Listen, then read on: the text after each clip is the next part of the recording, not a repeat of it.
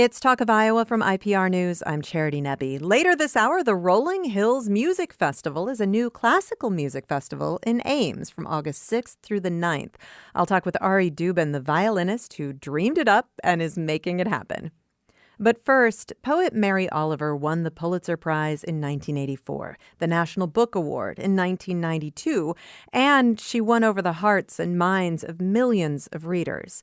In 2007, the New York Times declared that she was the best-selling poet in the United States. Even though she reached rock star status in the literary world, she worked and published for many years in relative obscurity. The new documentary, Mary Oliver, Saved by the Beauty of the World, will air on PBS as part of American Masters on August 25th, and it's showing at Film Scene in Iowa City through Thursday, August 6th. In the film, we learn about Mary Oliver's relationship with nature. Time spent in nature inspired much of her poetry, but it was also a necessary part of her daily life. In this clip from the film, we hear some of Oliver's thoughts on the power of nature. We also hear from poet Mark Doty and filmmaker John Waters. I call it primary sources. Some people go to the library, but I went to the woods. She went into the woods with her questions, which is exactly what the great proponents of her tradition in American poetry encouraged her to do. Emerson, Whitman, Thoreau say, you don't need a spiritual teacher. You need to go out into the world and look. I drive people crazy because I could sit for 2 hours and look at the clouds and be very silent, and I'm having a nice time. And sometimes I'm with people who say, this is kind of nuts. I would say to Mary, I know you're crawling around the woods talking to animals. They're going to put you in a mental institution. And then she got bit once by a badger. I said, that's what you get. She was down there, helping him build the dam. Get out of there. That is a clip from the film Mary Oliver, Saved by the Beauty of the World. And before you send us any corrections, we know that badgers don't build dams, but apparently filmmaker John Waters does not know that.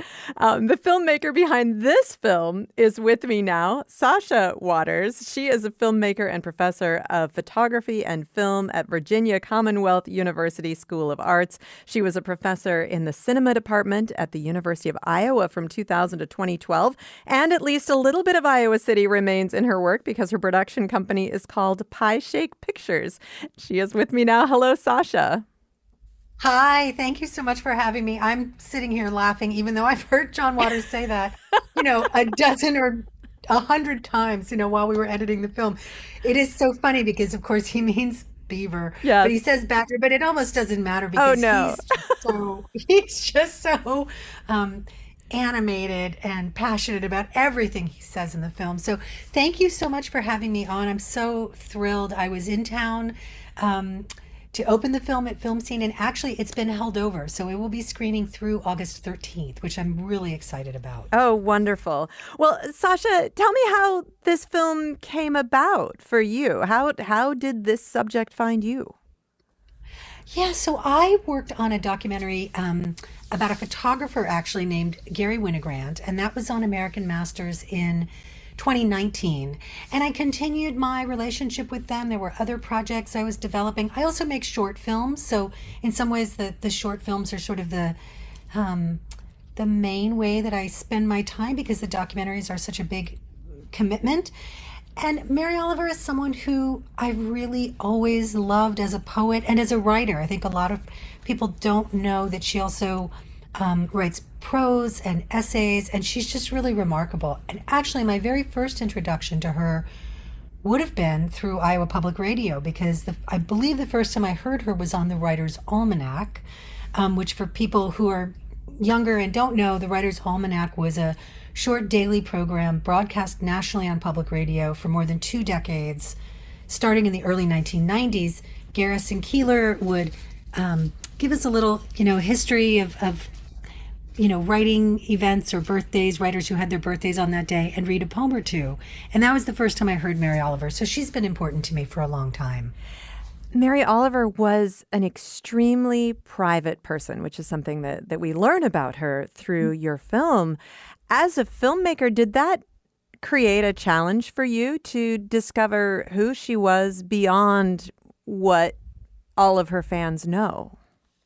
Absolutely. And I think for any biography, there are these really important ethical questions that arise, like what is okay to sort of put out there publicly? What do people maybe want to have kept private?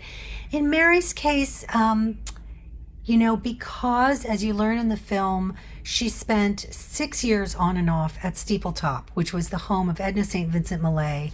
After Millay had passed, she went there because she was a very big fan of Millay's writing, and she went there to visit, and she ended up staying and helping Edna Millay's sister organize her papers and the estate, and sort of the public-facing persona of what we would later know about Millay through her biographers.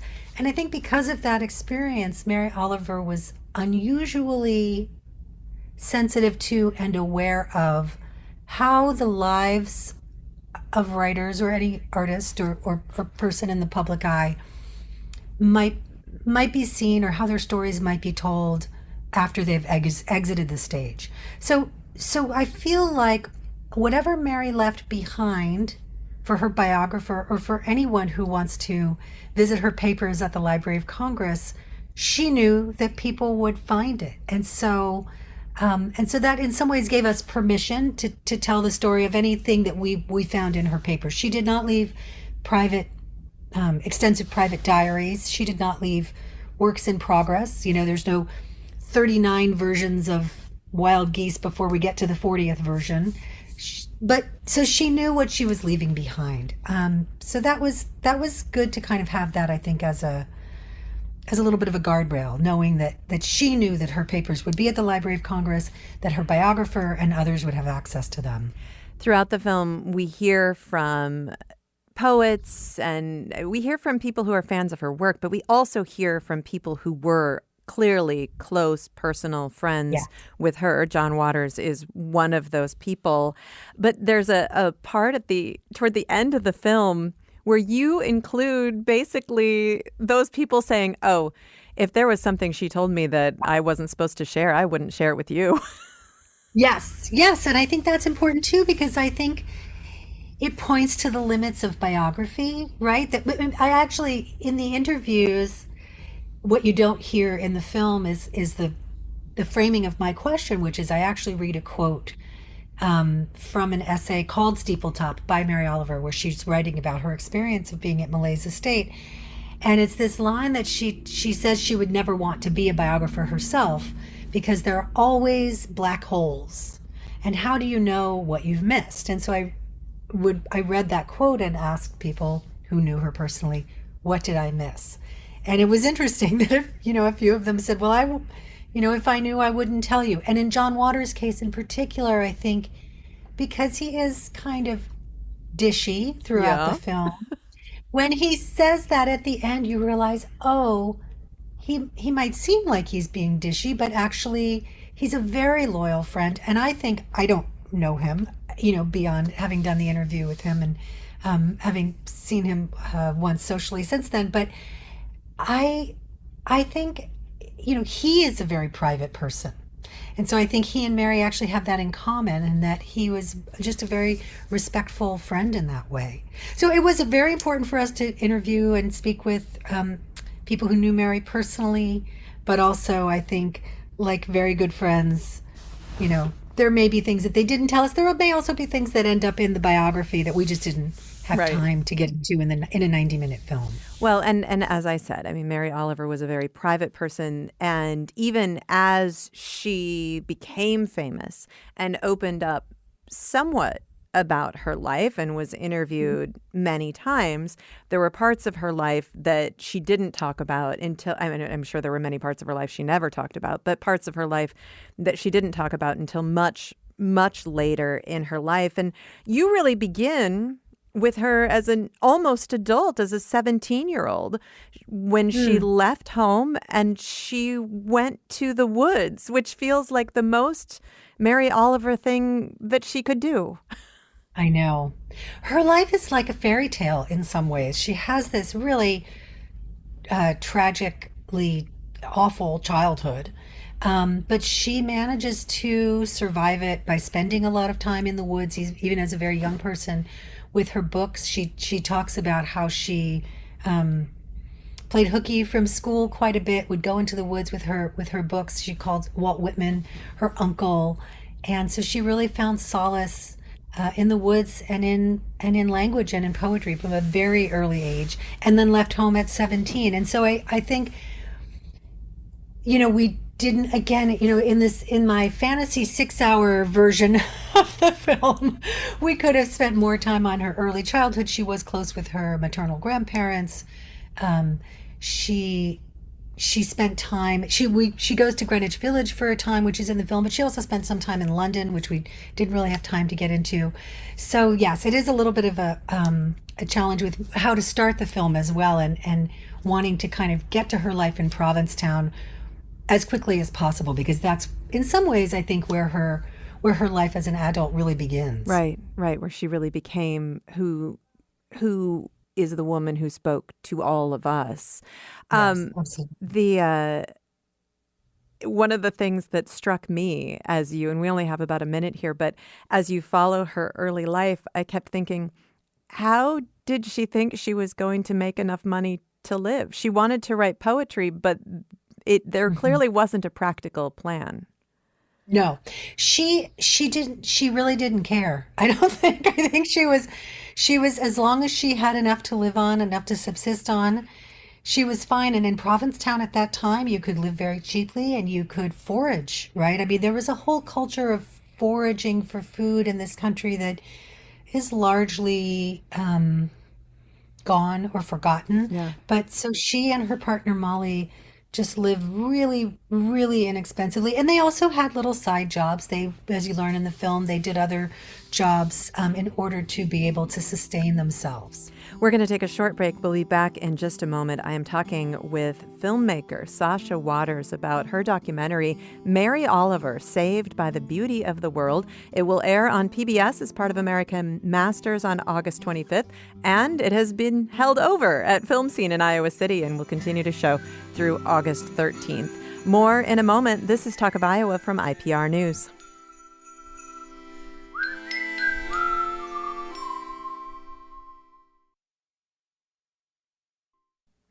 It's Talk of Iowa from IPR News. I'm Charity Nebbe. Coming up in 20 minutes, we'll find out about the Rolling Hills Music Festival. It is a new classical music festival in Ames from August 6th through the 9th. I will talk with Ari Dubin, the violinist who founded the festival.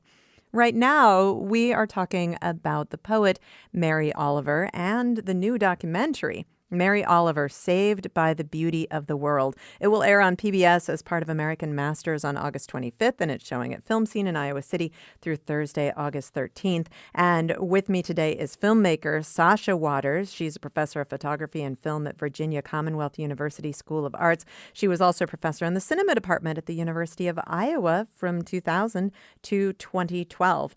And Sasha, I want to go back to some of the early parts of Mary Oliver's adult's life. You mentioned her partner, Molly Malone Cook, very briefly. She met Molly Malone Cook and said in numerous ways over the years that she fell madly in love. And they were together until Cook's death. Tell me about her. Yes, and this was also something I think that was really important early on, that I wanted Molly to be, I mean, she was central to Mary's life. She was central to Mary's story. And I wanted their love story to be central to the film. They were together for more than 40 years. Again, getting back to this idea of certain elements of Mary's life being like a fairy tale, like running away from home and living in the woods. And she met Molly Malone Cook at Steepletop. And it was after she wasn't living there, but she'd gone back to visit. And Molly Cook, who was a photographer who knew Norma Millay, was visiting as well. And so Mary describes falling head over heels in love with her. Molly was 10 years older than her. She was very sophisticated. She had traveled. She had been to Europe. She was an artist. They actually lived near each other in Greenwich Village. And so they started spending time together at first in New York City. And then they went to Provincetown just for a summer, in the summer of 1964, and then they stayed for more than 40 years. And so we come back to Molly kind of as a person in Mary's life throughout the film, and we also try to showcase Molly's photography because she was a really remarkable artist in her own right. I sort of felt like when I was looking at the photographs, but you at the end of the film, I don't want to spoil anything, but you share so many pictures of dogs because I know. Mary Oliver loves dogs, and almost all of the pictures of her, there were sometimes one, sometimes three dogs with her, many different dogs through the years. But as I was looking at the pictures of dogs, I was thinking, that is a gorgeous picture. I bet Molly took that one. Yeah. Wondering. There are so many. Yeah, there are so many pictures of dogs. Right. So there are the black and white formal kind of fine art photos that Molly took, but then also just snapshots of dogs that are really remarkable. And there's tons of them. All right. So before we talk about dogs, so you mentioned, they're living together in Greenwich Village. Molly is the staff photographer for the Village Voice.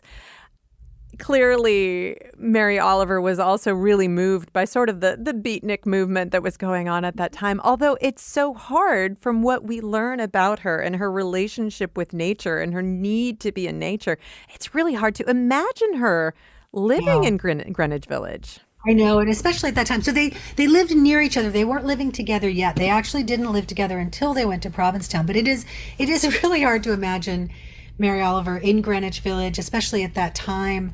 It was such a vibrant time, and there was a lot of poetry there. But she was very disconnected from the natural world, as her biographer Lindsay says in the film. And so I think, she enjoyed it. She was a young woman. She had friends from Vassar. She had gone to Ohio State and Vassar.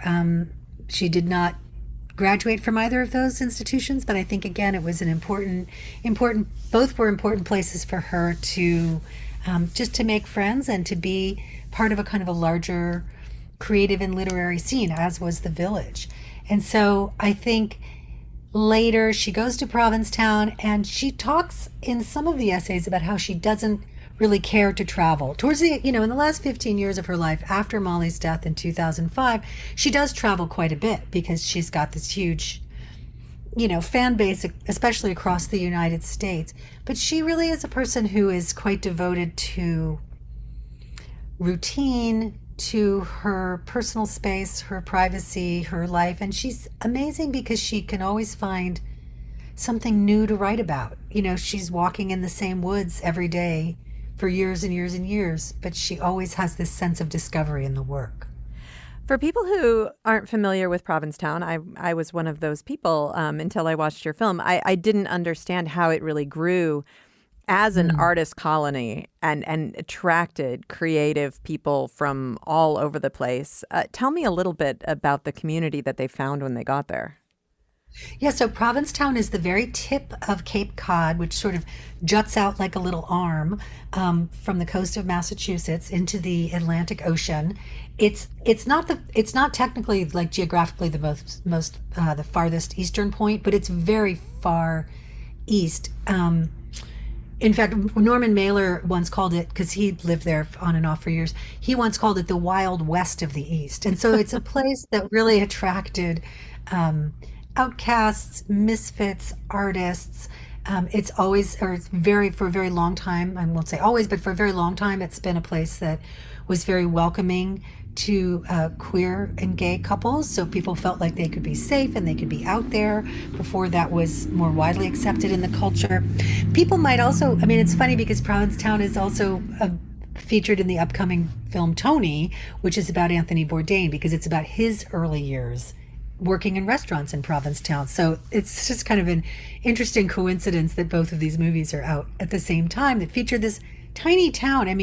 The off-season year-round population is only 3,000 people. Wow. And then it grows in the summer to more than 20,000. But it's a really remarkable little place that has both beautiful beaches and the woods as well. And just some of the little details that you talked about, how they neither Molly or Mary were really committed to making money.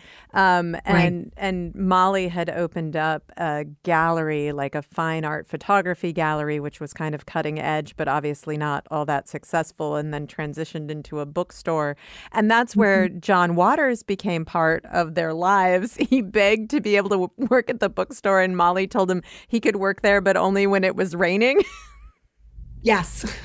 because that's when the So I people had came read in. that story. Yeah, I had read him. He had said that in an interview, like in a print interview that I had read. And so he tells us that story again in the film. And it is, he, again, like, as he tells us in the film, he says someone told him that Provincetown was really weird and cool and you should go there. And so he hitchhikes there in the early 1960s.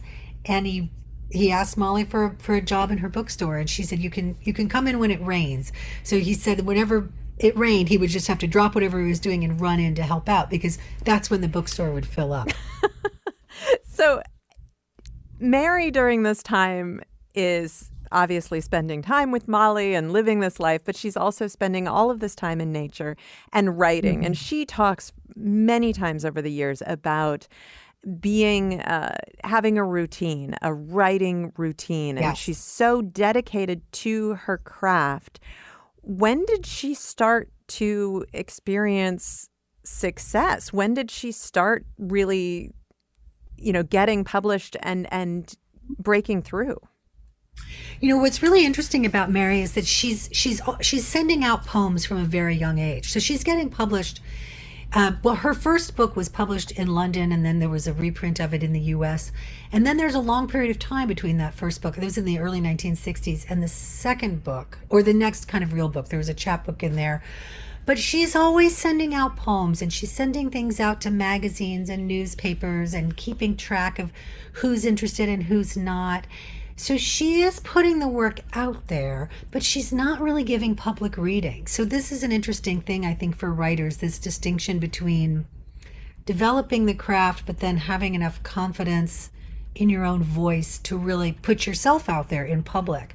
And she says that she didn't really feel like she found her own voice until the publication of the book of poems known as 12 Moons. And that book was in 1979. So she was born in 35. So she's already in her mid 30s by then. Yeah. So I think for her, she would probably say, with the publication of that book is when she's starting to feel a kind of internal success, like when she feels like, okay, I've found my voice and I'm more confident and I will start going out and giving these public readings. She didn't care very much about external accolades, but she then goes on to win the Pulitzer Prize in the mid-1980s. And so that's when she really does become more of a public figure, because of course the Pulitzer Prize is nationally known. She gets invited to give more readings, and that really kind of launches her into the next. I think we've lost our connection briefly phase of her career. Sasha, we lost you just for a moment, but you were just saying that really launches the next phase of her career. You are back now, Yes. but I want to Okay. play another clip from the film. This is Mary Oliver, Saved by the Beauty of the World. And we begin with the voice of poet David Keplinger here, reflecting on the essential elements of a Mary Oliver poem. Mary had an idea that every poem she wrote, she submitted to 3 tests. Does it have a spiritual purpose? Does it have a sincere energy? And does it have a genuine body? I think you have to be in the world to understand what the spiritual is about, and you have to be spiritual in order to really be able to accept what the world is about. One of the things that really strikes me in the film, Sasha, is how clear she is about her voice, really from the maybe not the very beginning, but early on in her writing. She knows her voice and the elements her poems will contain, and she's so consistent throughout her life. Mm-hmm. That's interesting, because she does talk about imitation being an important part of finding one's voice. Like, I think and just for herself or for young artists and young writers, like, I think she's really wonderful in that way, because she gives younger aspiring writers like permission to not be original right away, because the way we learn is through imitation. It's the way we learn language. It's the way we learn to walk or bike or drive a car. It's the way we learn everything, is through imitating those who are doing the thing we want to do. And so she does learn to write, but through that process and practice and discipline of writing every day and just learning who she is and what her voice is, comes to find her own voice, and it's so distinctive and unique. But I really love that too, because I think as a teacher, I often encounter college students, and I think young artists who I work with, mostly visual artists. There's so much pressure to just be original, be unique, be yourself. But how do you find out what that is until you try lots of different things? Right, and really gain those skills. Mm-hmm. We've talked a lot about how private she was, and even in her poetry, she didn't really touch on some of the darkness in her life until later in her career. And we do see that shift in her poetry. But she also became more open about her life. She shared in an interview with Maria Shriver that she had been sexually abused as a child. And again, this is a revelation that came quite late in her life, and it seemed to be a real shift in how she was presenting herself to the world. Oh, absolutely. I think it's something that she became aware of consciously when she was in her 40s after her father died, and she went back to Ohio and she spent time with her mother, and that's when she starts grappling with it. And you can see it. You can see some of the darkness in those poems from books like American Primitive and Dreamwork in particular. So she is kind of working through that, but she does not speak about it publicly until she is in her 70s. And I think by that time, she just probably had a sense that being more open and being more public, not only that it would be good for her, but that it would be good for her readers and the so many people who loved her work, that she, by being open about what she had survived, that she could help other people. And I think that's certainly true. I mean, her fan mail, of which you see a tiny fraction in the film, is just boxes and boxes of people writing her cards and letters, many of which say, "You saved my life." Yeah. The many of them also talk about the poem "The Journey," Yes. which you also share the entire text of in the film. We were thinking about playing that, but I don't think we have time. So people have to see the film and read the poem. But I during those later years when she was so wildly popular, and there had been times when she had received critical acclaim. Obviously, she won the National Book Award. She won the Pulitzer Prize. Some critics had loved her over the years, but she had also been criticized. She was too popular for a lot of people. Right. And if you're too popular, I guess that makes you kind of lowbrow or something like that. It's so ironic because she was so careful about her craft. She was so beloved, connected with so many people. And for some, her popularity negated that. I think, she's prolific. She had more than 30 books. And so they're the poems that we sort of, I call them the greatest hits poems that people know, even if they don't know them, right? Like Wild Geese or The Summer Day. But I also think that because there are so many poems that, one could look at a selection and think that, oh, I got it. Okay, I got it. You know what I mean? Like if you only read poems from the book Thirst, for example, you might think, oh, well, she's leaning a little too much into a kind of Christian mysticism. This is not for me. But I just think you have to kind of engage with a lot of the work from different decades in order to get a handle on who she is and really the breadth of her genius, because it really is there. But if you cherry pick, like not if you cherry pick consciously, but if you were to cherry pick even unconsciously, you might have a smaller, more distorted view of her as a writer. What do you take away from all that you learned about Mary Oliver and what you're able to share with the world through this? What do you take away from this experience? I mean, I learned so much from just spending time with Mary Oliver through her words and work. I didn't get the chance to meet her personally, but I feel so lucky and grateful that I talked to so many people who did know her. I feel like her commitment, her self-discipline, her discipline with regards to craft is really inspirational.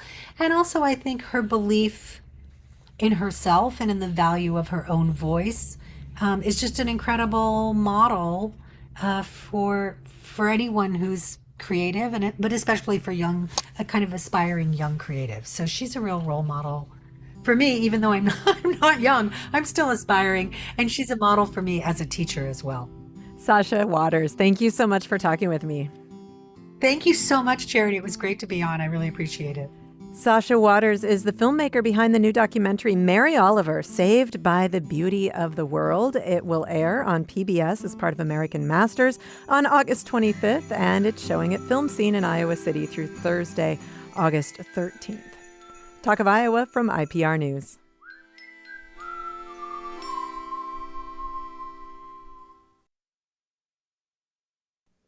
It's Talk of Iowa from IPR News. I'm Charity Nebbe. From August 6th through the 9th, the new Rolling Hills Music Festival is going to fill Ames with the sounds of music.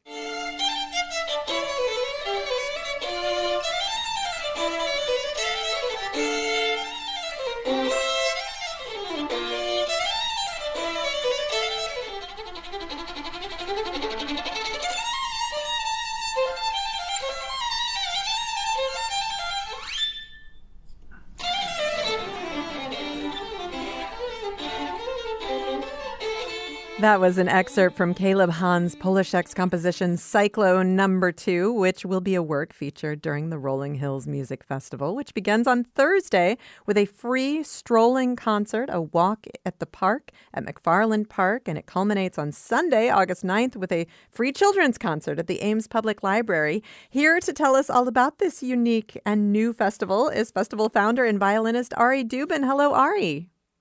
Hi, good morning. Thank you for having me. Well, thank you for being here. And tell me where this idea came from. Yeah, this idea came from when I was living in Ames again as an adult. I had grown up here, I'd moved away, come back, and I was just like seeing Ames through kind of fresh eyes. And everywhere I went, I just kept thinking, wow, this is so nice. And what if we had a concert here?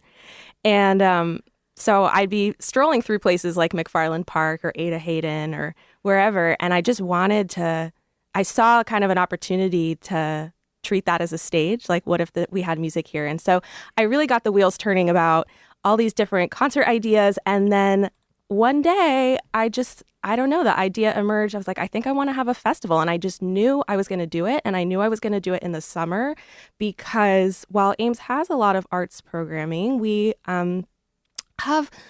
certainly classical music slows down, and specifically chamber music comes to a halt. And for those who are unfamiliar with that term, chamber music is a fancy classical music term for small ensemble music with like one player to a part. So think like string quartet or piano trio, things like that. So it felt like there was this obvious gap to fill, and who doesn't love live music in the summer? Well, and I think some people who may not be familiar with Ames or the classical music scene in Ames may not know that there is really a thriving classical music scene in Ames. Tell us more. Mm-hmm. Yeah, well, that's really kind of a guiding idea of the festival, is really wanting to put a spotlight on the art and artists of Iowa and certainly Ames, where we're operating and presenting these concerts. And so we're blessed to have a lot of wonderful ensembles and classical music institutions in the area. We have Ames Town and Gown, which is a presenting organization that brings touring artists to town. We have a community orchestra and a municipal band. And then certainly, and we're also blessed to have really wonderful school programs, which in this the year 2026, we cannot take for granted because that's something that's being cut in so many places. And then a lot of the musicians that live here, they work throughout central Iowa or beyond. So a lot of the musicians here in Ames and that you'll see at the festival are players in the Des Moines Symphony or might be playing in other regional orchestras throughout the state, collaborations with Ballet Des Moines, things like that. So I always tell people who are not from Iowa that Ames is really a vibrant place with a lot more arts than they would expect. For this festival, I mean, obviously you're featuring Iowa musicians, but you have also really carefully chosen the music, and every concert is different, and there are 5 different concerts taking place. So there's a whole lot of stuff going on. But tell me a little bit about your approach to choosing the music for the festival. Yeah, that was such a fun and rewarding part of the process is really getting to kind of did a deep dive in music that's connected to Iowa. So the biggest example I've always known about is the Czech composer Antonín Dvořák. He spent a summer living in Spillville, Iowa, and he wrote one of his most iconic works while he was living there, the American Quartet. And we're going to be performing that Friday night at Reliable Street. I'll be playing that with 3 of my colleagues.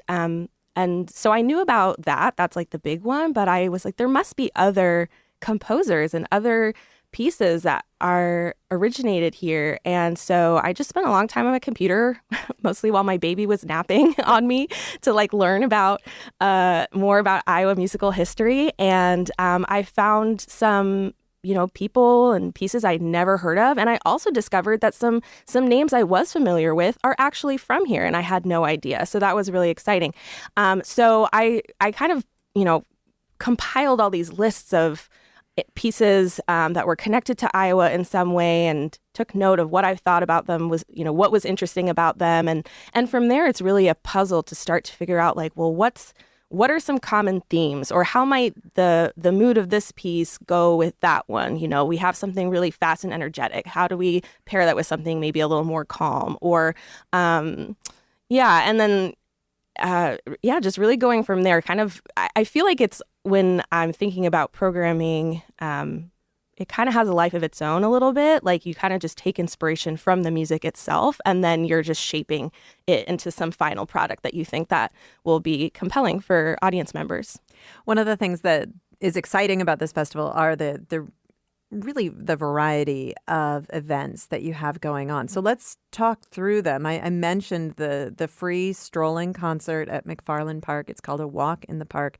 Thursday, that's at 6:30 or begins at 6:30. What is a strolling concert?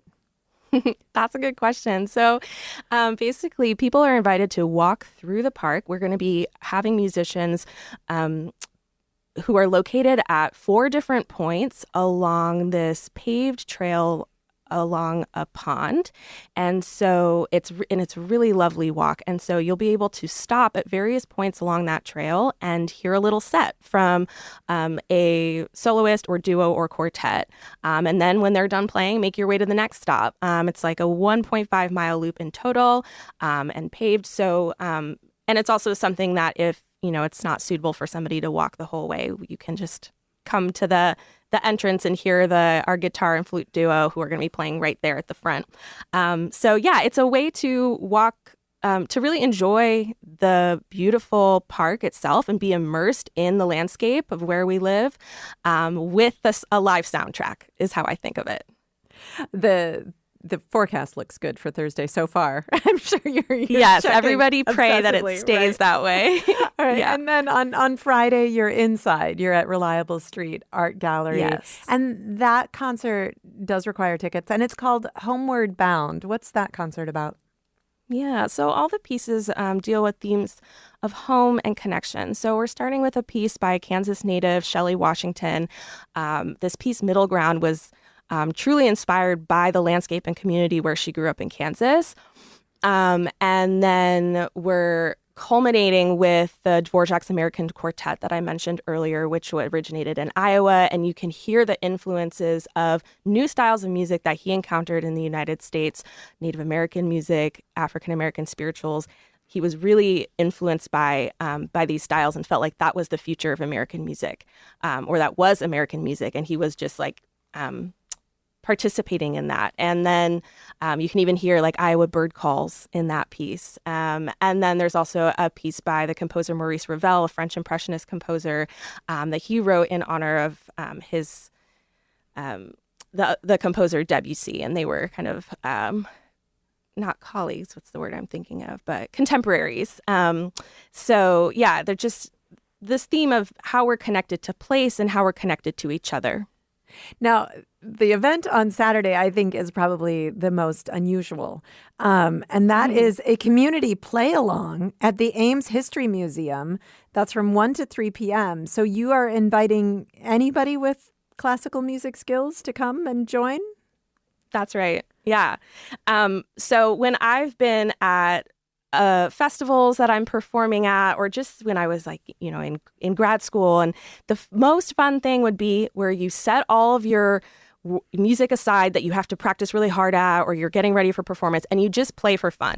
And you just grab some music and you sit there and play. And that's really how chamber music was originally intended. I mean, now you can see chamber music performed at Carnegie Hall, but originally it was really meant to be played in intimate spaces among friends.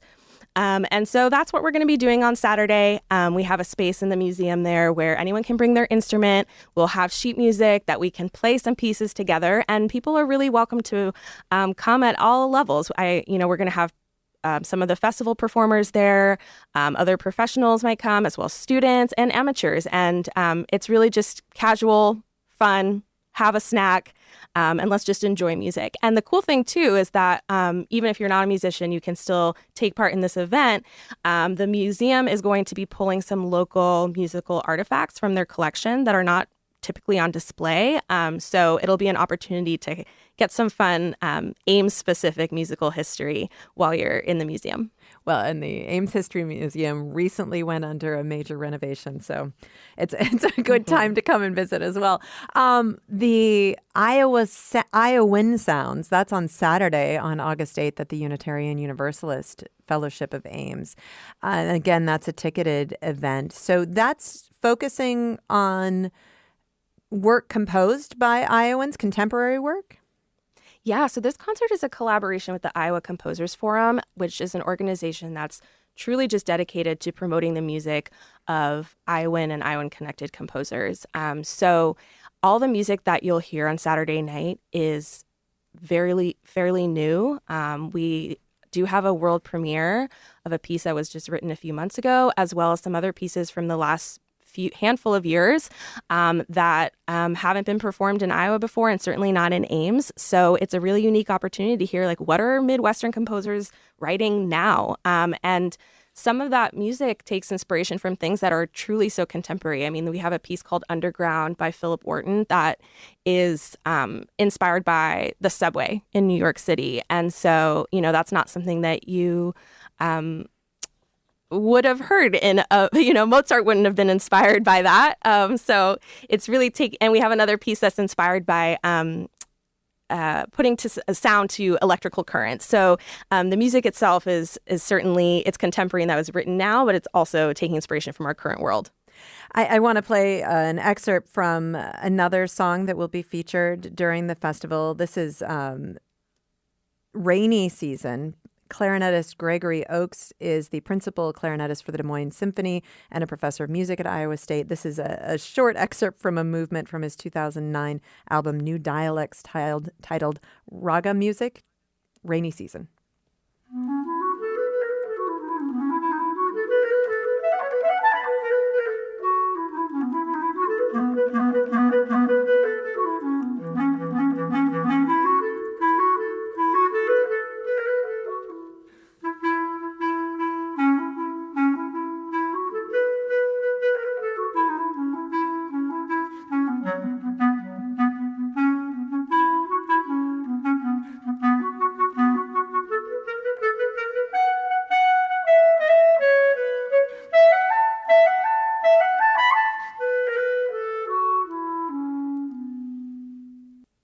And then, Ari, you're going to end the festival with a children's concert that is, again, a free concert on Sunday, August 9th at 3 o'clock. That's at the Ames Public Library.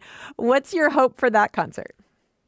Yeah, well, in the traditional concert hall, it's not really a place that always welcomes young children because you're expected to sit there quietly and sit still and you don't want to disturb anybody. And so it's so important to have places where young children can get exposed to classical music, build appreciation for the arts, and just enjoy themselves in an environment that caters to where they are developmentally. And it's really such a joy to play concerts like that because it's fun. They want to move around. They want to clap their hands. They want to march.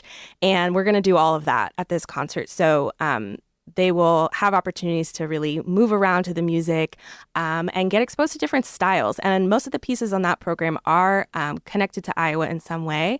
And so I think for, some of the older kids in attendance, it can be an exciting thing to learn, this music was composed where I live. That's really cool. So we're excited for that one. And of course, you mentioned the great music programs in the schools in Ames, that's usually the way that kids encounter classical music if they aren't encountering it in the home. And of course, many people are worried that maybe there's not a future audience for classical music because it isn't something that is a part of popular culture in the way that it once was. Are you hoping to inspire more interest among young musicians and young listeners? Sure. Yeah, of course. I mean, yes, this is a big conversation that's happening in classical music for many years now. And I do think that, it's great to expose kids to classical music to build that appreciation and their interest. And I also think that, there's, sorry, I lost my thought there. With young people. But just about the future of classical music. Yeah, that I think that I feel very encouraged right now by the kinds of things that I see happening in the classical music world. I think people are getting more creative with their programming and taking more chances and feeling just less boxed in by certain conventions from the past. And so every day, I go on my phone and I see some, really cool thing that's happening in Ohio that they're playing by some big waterfall or something, or there's, a concert in New York in a catacomb, things like that, where it's just people are getting creative about where they're doing programming, what constitutes classical music, and who can be part of it, and what, how do we show up to the concert? What are we wearing? How are we, even things like that. So as much as, I think that there are those concerns around the future of the art form, I also have a lot of hope and excitement about the things that I'm seeing happening. And it's fun to feel like I can contribute to that with, getting to have these visions of concerts that I wish that could exist. And then now I'm making them happen. Yeah, now they will be real starting Thursday. How does that feel? It's a little crazy because I've been planning this for over a year. And so, it's so many emails and spreadsheets and Google Drive folders. And now I am seeing it in real life. I went to the coffee shop the other day. I saw a poster for this event that I didn't put up myself. And I was like, oh my gosh, it's here. It's truly exists. So I'm so excited for when we actually kick off on Thursday and see people. Once the music's going, that's what it's all for. Ari Dubin, thank you so much. Thank you for having me. Ari Dubin is a violinist and founder of the Rolling Hills Festival. The Rolling Hills Festival takes place Thursday, August 6th through Sunday, August 9th in Ames. You can find the schedule at rollinghillsmusicia.com. And we're going out with a little bit of Dvorak's American Quartet.